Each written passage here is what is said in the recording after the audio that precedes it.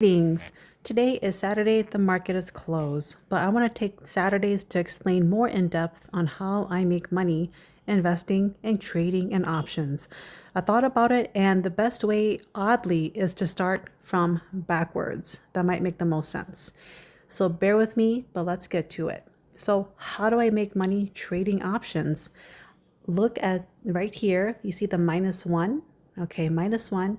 I'm going to select a roll.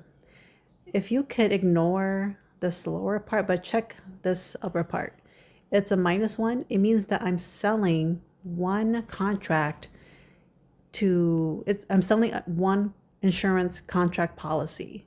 Now, when do people make money? They make money when they sell something, right? When you sell pizza, you get money. When you sell a painting, you make money. When you sell a house, make money. When you sell your services and time, like building a tree house, a house, you make money.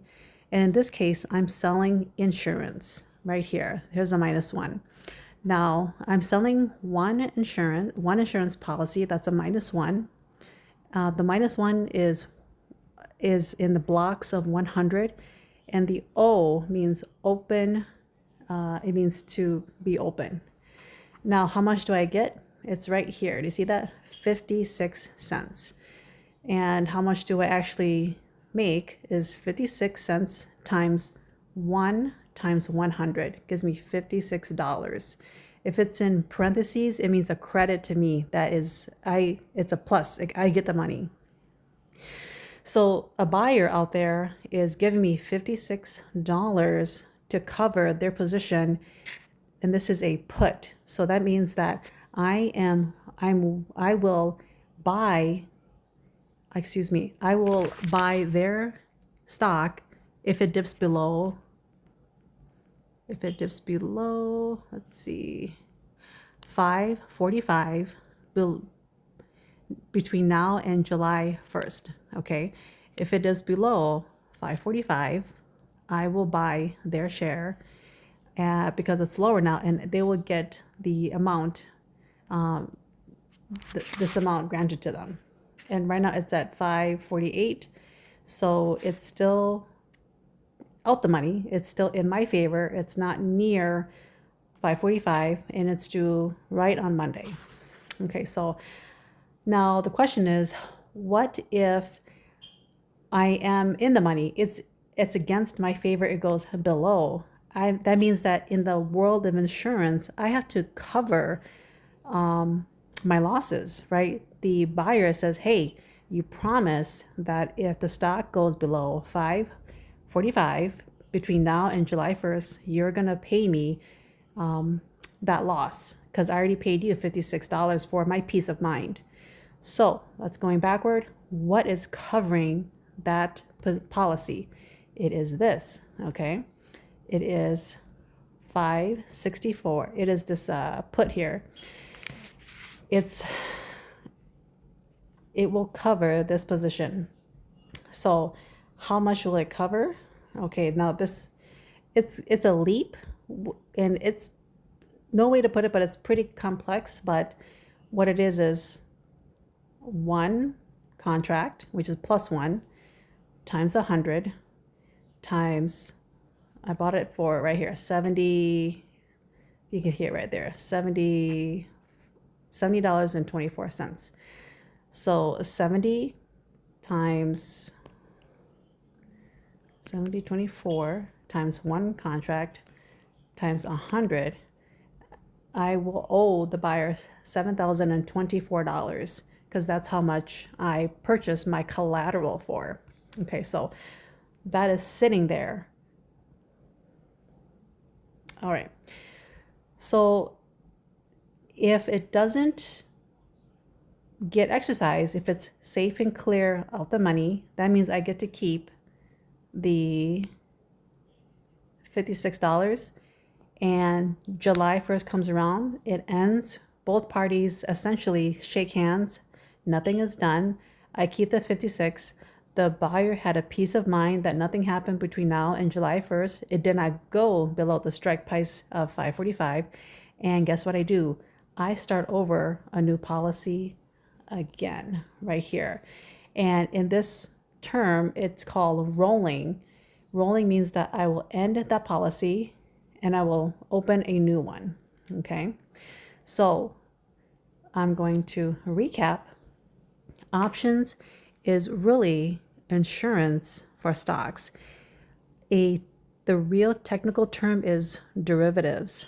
And I really feel like that's the best word because it derives from the source. It derives from stocks, but I don't make money from the stock itself. I make money from the insurance policy that I pull up every day.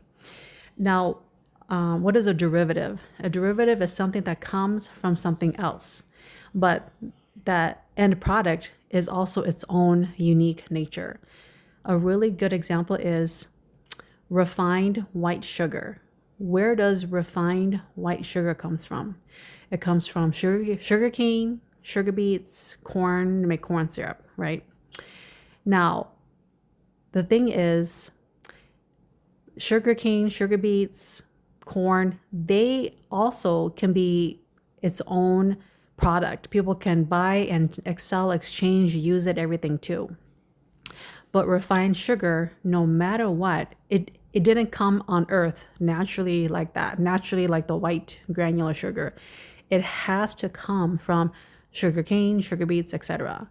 However, refined white sugar, even in its end state, it alone could be used for many, many purposes. It could be traded, bought and sold, even though it's derived from a natural resource. But it derives from the natural resource, and yet the end product is its own entity as well. All right, that was a mouthful. If you have any questions, please list below. I came to this conclusion. I went to a deep rabbit hole of what money is. Yes, you heard of that story, what is money?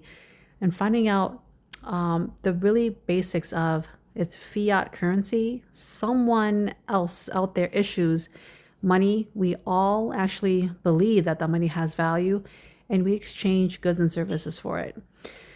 Now, because it comes from an issuer, there is a problem. There could be, the user, could be subjected to inflation if the issuer issues much more dollars in the market. And also there's taxation. So both of these things led me to the conclusion that inflation and taxation makes us almost like a slave. We can never keep up, or we're always on a treadmill in the same state. Costs go up, there's taxation, you make more money, you get penalized by getting taxed more, and on and on. So how to escape it is to try to use leverage. Leverage means that you kind of have to decouple all the work that you put in to all the output you get.